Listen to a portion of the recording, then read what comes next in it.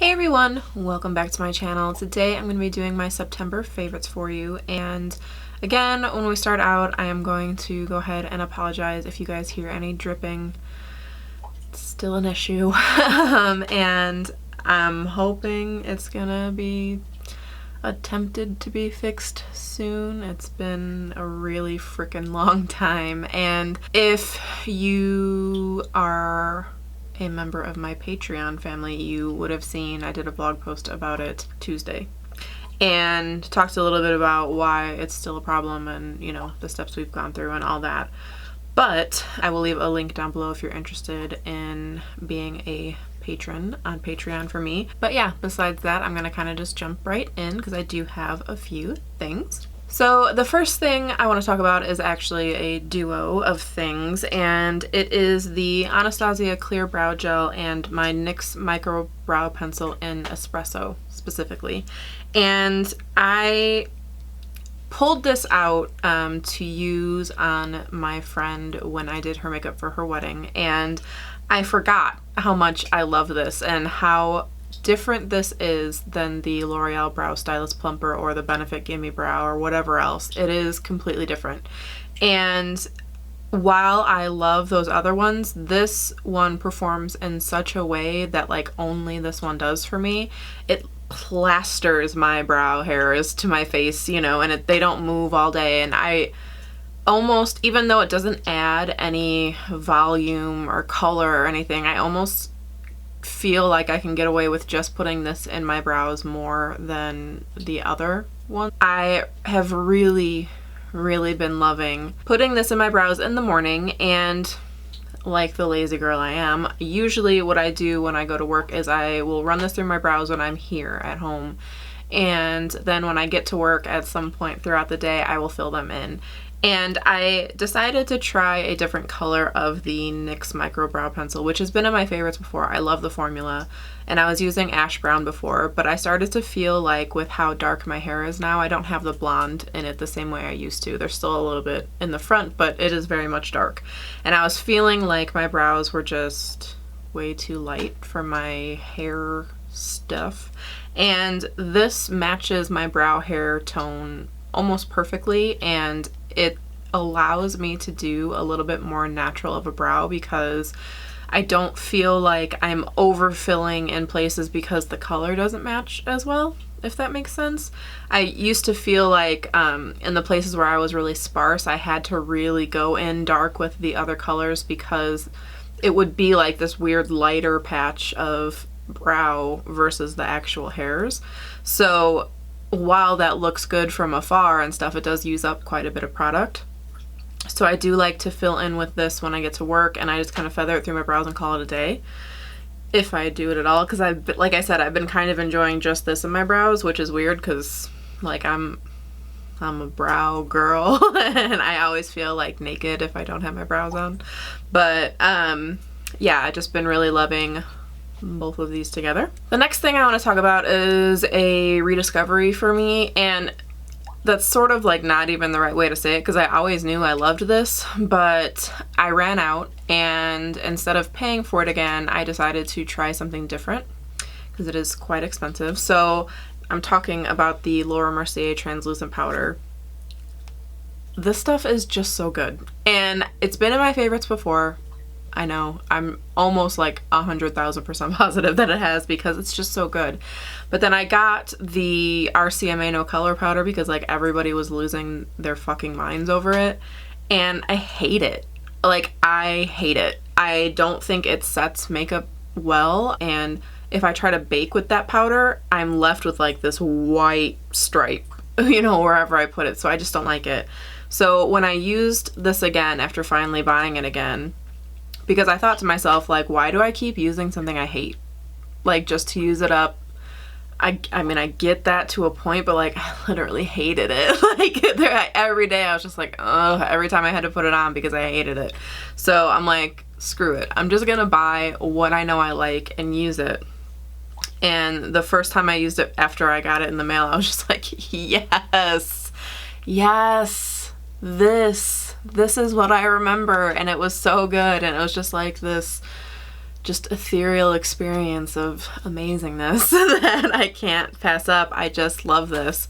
And I did purchase the Kat Von D loose powder. It has not come in yet, but I have been hearing people say it's even better than this, so I'm excited to try that. But as of right now, this is back in my favorites. The next thing I want to talk about, you guys have seen me use in quite a few videos, or if you look in the description box at all, it's been listed in quite a few videos, and it is the ColourPop Sculpting Sticks in Easy Peasy. I got these, I placed a ColourPop order to get some of the Kathleen Lights colors, and from her lip collection that I had not purchased yet. I just hadn't gotten around to it, so I made a ColourPop order and I put these in there as well. And I got this one in Dove, and I like this one. I think it's a little bit better suited for my skin tone for a contour color, but I like that it's a cool tone. I almost think it blends too easily. I find that if I'm not careful with it, I almost just blend it away to nothing.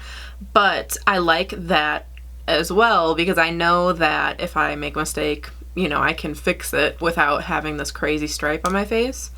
And I also like that I could literally do my whole face with it and then go in and blend, and I'm not going to be like pouncing away with my beauty blender or rubbing with my brush and just like taking off all the product underneath because I'm rubbing so hard trying to blend it. It blends really nicely, but once it blends out, it stays. You know, it's not like I go like this and it's gone. So I've just been really liking it. I'm not a pro cream contourer.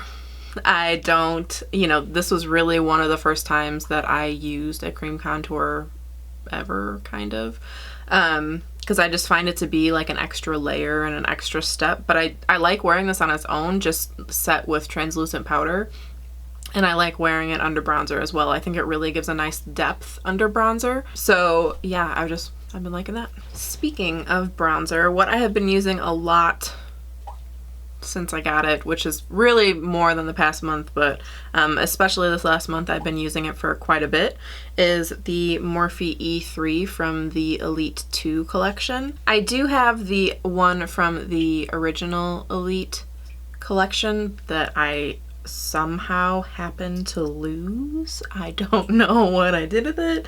Don't know how you lose a brush this size, but apparently I did. But I noticed that that brush is fatter than this one, and I like using this one to more precisely put bronzer, and I use it every day, and I use it for my blush as well, and I just have been really liking it. It's really soft, but it blends nicely. It's not one of those brushes that is too flimsy or too soft to like be effective. So I really like that. I like putting bronzer on the whole thing and swirling it around, and then contour more on the tip since it is tapered. It's a tapered brush, and working that in the contour area. Speaking of blush, since it is now fall, which is the best time of the year, I have brought out a lot more of my fall blushes, and I'm really freaking excited about it. And so one of the ones that I really love to use in the fall is by Urban Decay, and it is the Afterglow 8 Hour Powder Blush in Fetish.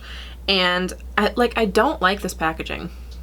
I might be like the only person in the world who doesn't like this packaging, but I find it always like kind of hard to open. I think otherwise it's okay, but I wish that it was like a click one where you could like, where they had a thing where you could like stick your nail under it.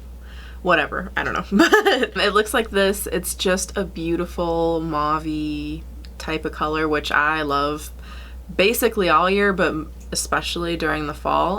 This one's a bit dark, so I do save it for fall, but it looks, you know, natural on the cheeks. It's one of those neutral type blushes that you can basically pair with anything, and I don't know, I really like it. It blends nicely, it wears well throughout the day, and I don't find that it gives me that like clown cheek crazy blushness that I hate. So it's a great one. To finish up face stuff, the last favorite I have, I've been wearing this like every day this month, and I don't know, I just love it. When I first got it, I thought it was great, but almost like too natural, and I've been wearing it like every day and just falling more and more in love with it every day, and that is the Essence Pure Nude Highlighter. I am wearing it today, and I just find it to be that great like glow from within type of highlighter. I don't find that it emphasizes my pores too much. It reminds me a lot, the more and more I use it, of the Laura Mercier matte radiance powder in 01, just in the effect that it gives, that that same glow from within, you know, not too crazy, not like, hey, here's all of your pores on your cheeks if you ever wanted to count them type of highlighter. And I don't know, I've every day, I love it. It's great. The next thing I also got when I did my ColourPop purchase, because I did want to get this, I love MAC's Costa Riche eyeliner. And so when I saw Kathleen come out with Mr. Bing, I was like, yes, because if I can find one that I like just as much for a cheaper cost, I am all for that. These are $5, $5 or $6. I can never remember. I think it's $5 and the pot is $6. But it's a beautiful warm brown that, for me as a person, I'm always trying to bring out the green in my eyes, and this does a great job of that. And it just, I love the ColourPop liners. They've been in my favorites before. I love the formula and the color is great. The next thing is the eyelashes I'm wearing today.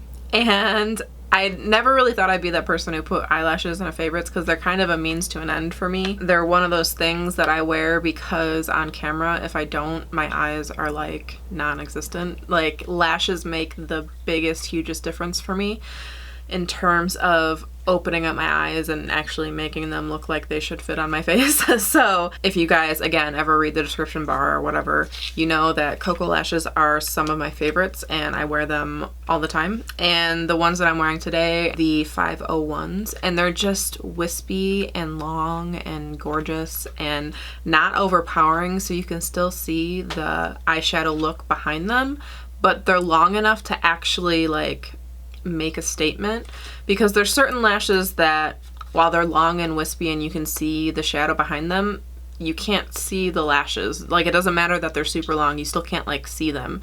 And so it doesn't do anything for me when in terms of, you know, opening up the eyes or whatever. So I like that they're substantial enough that you can still like see the effect they give, but they are wispy enough to still see the makeup underneath, if that makes sense. I don't know. I love them. I think they look amazing and I want to wear them every day. The next thing I want to talk about is the Pat McGrath Venom 2 lipstick, and this is the dark Fampy shade, this color. And I did do a review and demo of the Pat McGrath Lust 004 lip kit, and this is the one that I wasn't wearing that day, but it's the other one in that kit, and it's like honestly the best lipstick formula I've ever used. I talked in the comments of that video how I am a liquid lipstick girl. I am very low maintenance when it comes to my lipstick. I don't want to have to deal with worrying about it migrating all over my face or even having to reapply it throughout the day. Like, I cannot be bothered, and I get really self-conscious if I'm out being that person who is like reapplying their makeup, because I don't seem to hang around with people who do that or find myself in social situations really at all, but in general where like if I'm in the bathroom there are other people applying makeup. So I always feel like I will be judged if I'm like messing with my makeup in the bathroom or reapplying lipstick at a table at a restaurant or whatever, you know. So I love liquid lipsticks because I generally don't have to worry about them, and I can wear them for however long I'm out and usually make it through the night without having to reapply. This guy acts like a liquid lipstick in terms of longevity and not having to worry about it, but is really comfortable on the lips and just like, it's shockingly good. Like, again, I can't really wear colors like this at work. It just doesn't really go in my office very well, but I would wear this every day if I could, and I need to get, there's one nude color left on Sephora and I need it. I need it because it's just, it looks stunning. I haven't tried it on yet, but if I could wear that one every day, I literally would. Like, I'm thinking about getting 2 of them just because I would go through this. There's not a ton of product in each tube, and I would wear this every day. And if she doesn't restock these, I'm gonna cry because they're so good. And like, I know that you can't get the kits anymore. I'm really hoping she brings them back out. But if you can get the lipstick, please don't get the nude one so that I can get it before you guys do, but if you can get them, like, literally they are the best lipsticks I've ever put on my face.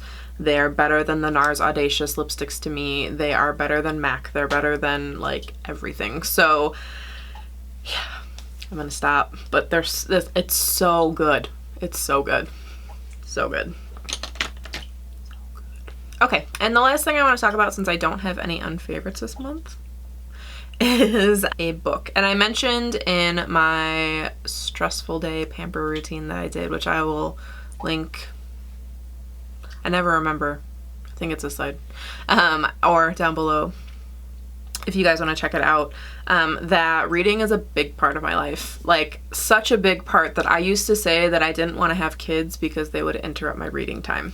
So I am one of those people who reads like 100+ books a year. I was that kid.